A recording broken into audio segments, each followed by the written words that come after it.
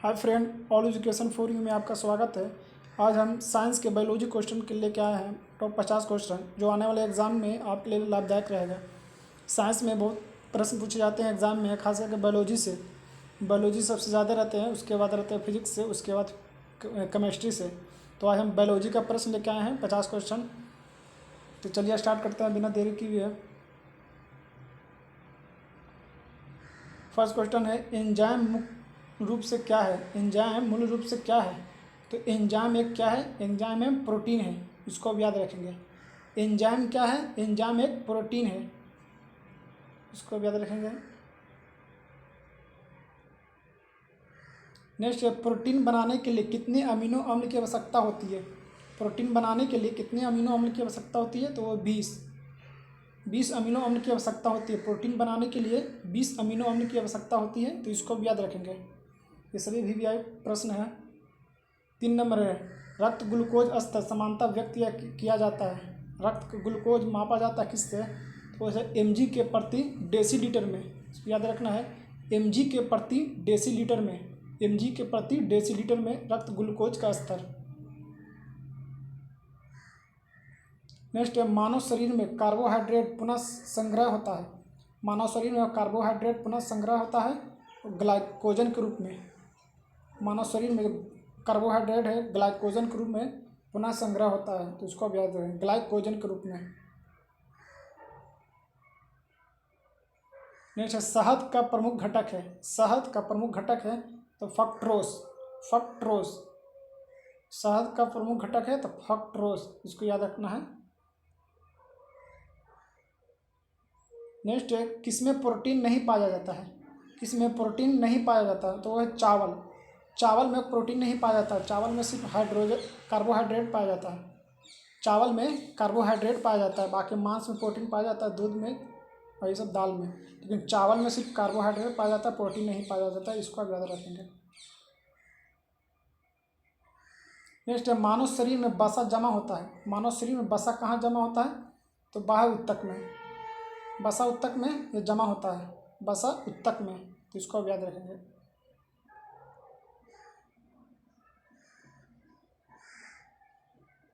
Next, मानव शरीर में त्वचा तल के नीचे विद्यमान वसा निम्नलिखित में से किसके विरुद्ध अवरोध का काम करती है? इसका मतलब शरीर के नीचे जो वसा जमा होता है त्वचा के नीचे, तो वसा किसके काम लिए काम करती है? तो शरीर की ऊष्मा का क्षय, शरीर की ऊष्मा निकलने नहीं देता है, तो इसके लिए काम करती है वसा। हमारे शरीर के त्वचा के जो नीचे वसा रहता है, तो शरीर की ऊष्मा का क्षय मतलब रोकने से बाहर निकलने से रोकता है वसा, तो इसको भी याद रखेंगे, शरीर की ऊष्मा का क्षय।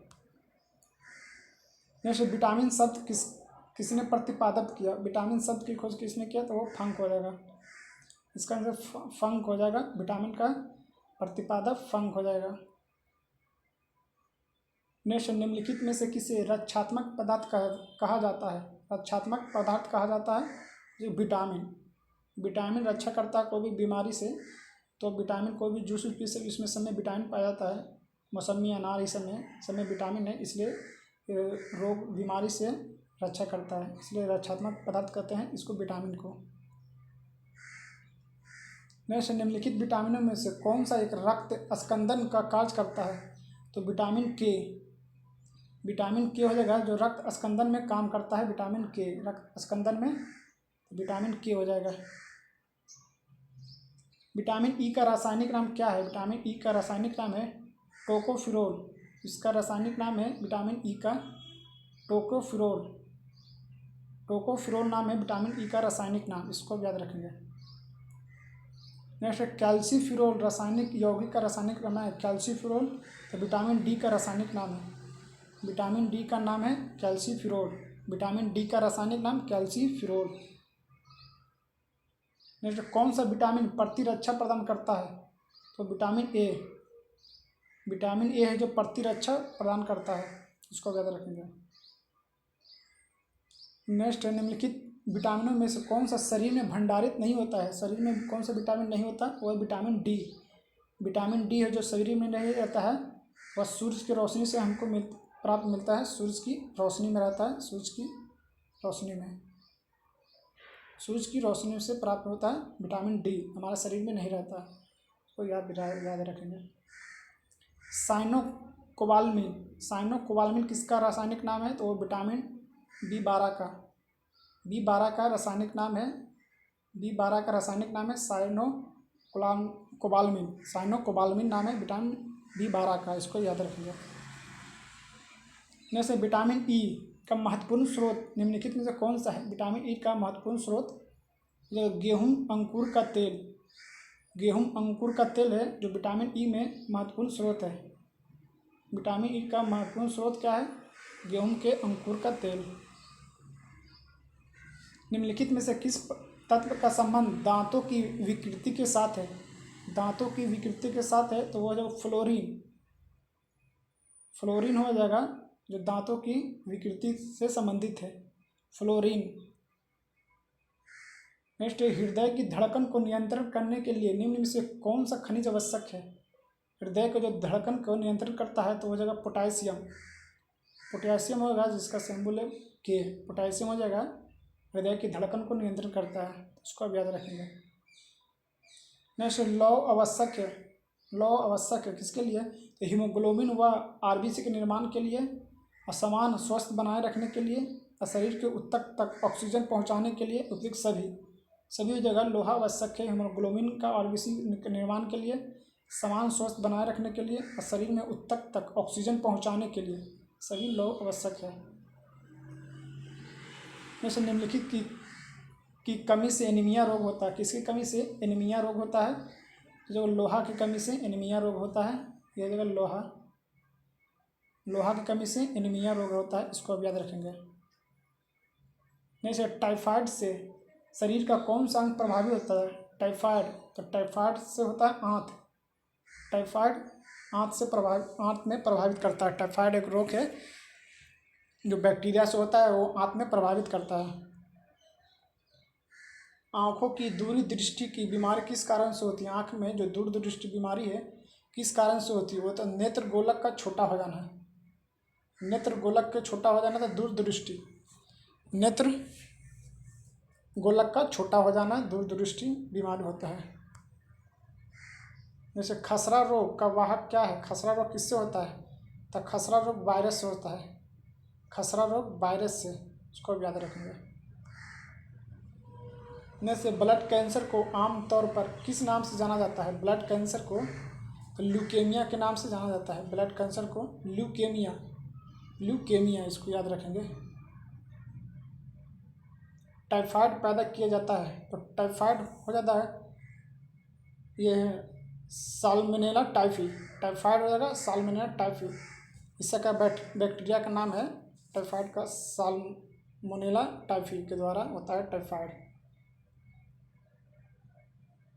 डेंगू बुखार किस रोग के वाहक द्वारा संचालित होता है? डेंगू बुखार है तो हो जाएगा एडिस इजिप्टी द्वारा डेंगू बुखार होता है, इसको याद रखेंगे।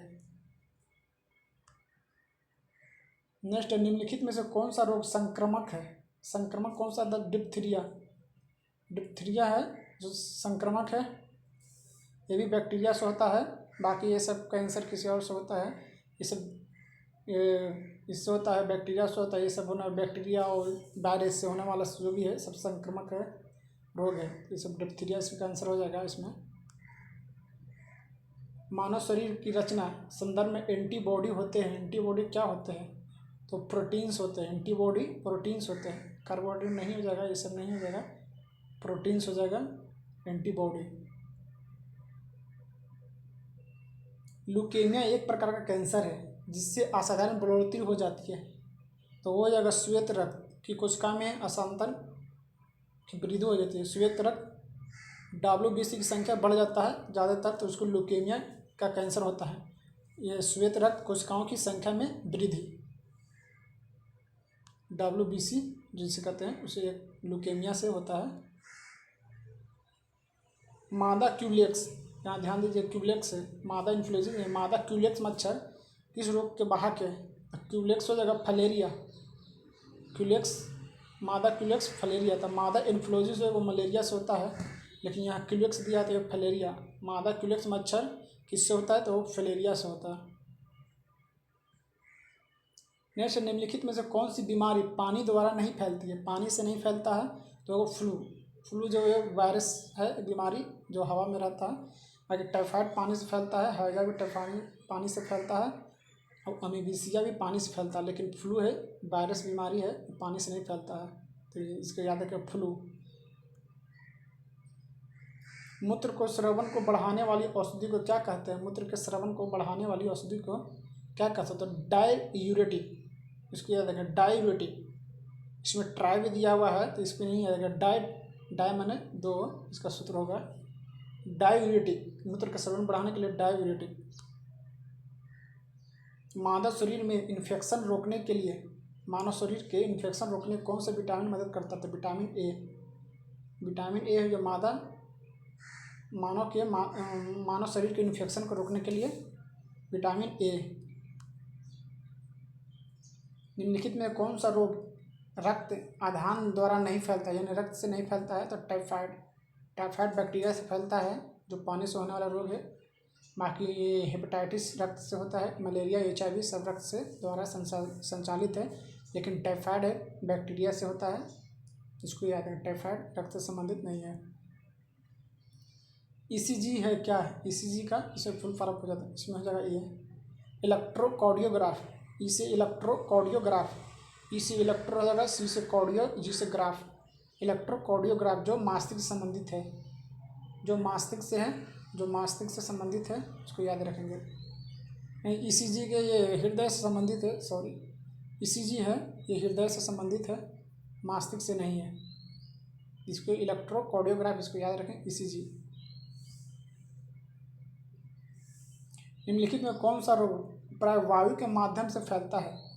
तो फ्लेग जो वायु से फैलता है, बाकी ये सब पानी से फैलता है। वायु से माध्यम से फैलता है फ्लेग, याद रखेंगे। चेचक जिसे स्मॉल पॉक्स कहते हैं, किस कारण से होता है? चेचक है इसका answer variola virus. Variola virus, इसमें देख सकते हैं वेरिसेला भी दिया हुआ है, ये सब नहीं हो जाएगा। वेरियोला सैला नहीं हो जाएगा, वेरियोला वायरस चेचक को वेरियोला वायरस, इसको याद रखेंगे। जिस बीमारी में रक्त में शर्करा का स्तर बढ़ जाता है तो उसका नाम क्या है? जो रक्त में शर्करा का मात्रा बढ़ जाता है, तो डायबिटीज मेलिटस। इसमें डायबिटीज से देखिए सब में जुड़ा हुआ है, लेकिन लास्ट में नाम चेंज है, तो इसको याद रखेंगे, डायबिटीज मेलिटस। इसको याद रखेंगे, मेलिटस, डायबिटीज मेलिटस, इसको याद रखेंगे। नेक्स्ट है मीना माता रोग। मीना माता रोग तब पाराक्रम से होता है, मीना माता रोग पारा से संबंधित है। निम्नलिखित अनुवांशिक रोगों में कौन यौन संबंधित है? यौन संबंधित है तो हीमोफीलिया है, यौन संबंधित बीमारी है, यह जन्म से रहता है, इसको ठीक नहीं किया जाता। हीमोफीलिया है, यौन संबंधित रोग है। ECG किस अंग कार्य प्रणाली से प्रकट होती है? ECG किससे संबंधित है? तो हो जाएगा मस्तिष्क से। ECG मस्तिष्क से संबंधित है। जैसे पीलिया यानी जॉन्डिस में दुष्प्रभावित होता है, कौन सा अंग प्रभावित करता है? जॉन्डिस, पीलिया, तो यकृत का है, या लीवर नाम रहे उसी कहते हैं पीलिया, यकृत या लीवर। निम्न से कौन सी प्रोटीन दूध में पाई जाती है? तो दूध में केसिन प्रोटीन पाया जाता है, इसको याद रखेंगे। नेक्स्ट इसमें मिलान करना था, लेकिन मैंने सभी को मिलान करके बताया है। देखिए ECG संबंधित है मस्तिष्क से, ECG मस्तिष्क से, और ECC ये है हृदय से, EOC आँख से है, और EMG है मांसपेशियाँ से, EOC आँख से। नेक्स्ट राष्ट्रीय पोषण संस्थान एक अनुसंधान संस्थान है जो इस राज्य में स्थित है। राष्ट्रीय पोषण संस्थान कहाँ है? आंध्र प्रदेश। राष्ट्रीय पोषण संस्थान आंध्र प्रदेश, इसको याद रखेंगे। नेक्स्ट, एक कार्यशील महिला को प्रतिदिन कितना प्रोटीन लेनी चाहिए? तो 45 ग्राम लेनी चाहिए। रुधिर में रक्त कणिका की अत्यधिक मात्रा की उपस्थिति रोग विज्ञान की भाषा क्या कहते हैं, जो श्वेत कणिकाएँ बढ़ जाती है तो वो क्वेश्चन ल्यूकेमिया में है, जो श्वेत WBC की अत्यधिक मात्रा उपस्थित बढ़ जाता है सबसे ज़्यादा, तो ल्यूकेमिया कहता है। लास्ट, चिकित्सा परम्परस देते हैं कि हमें भोजन वनस्पति घी की अपेक्षा तेल में बनाना चाहिए। क्यों? क्योंकि तेल में असंतुलित वसा होती है, संतुलित नहीं हो जाएगा, असंतुलित, इसको याद रखेंगे, असंतुलित वसा होती है। तो आज के लिए इतना ही, तब तक के लिए धन्यवाद। आपको अच्छा वीडियो लगे तो सब्सक्राइब करें, लाइक करें।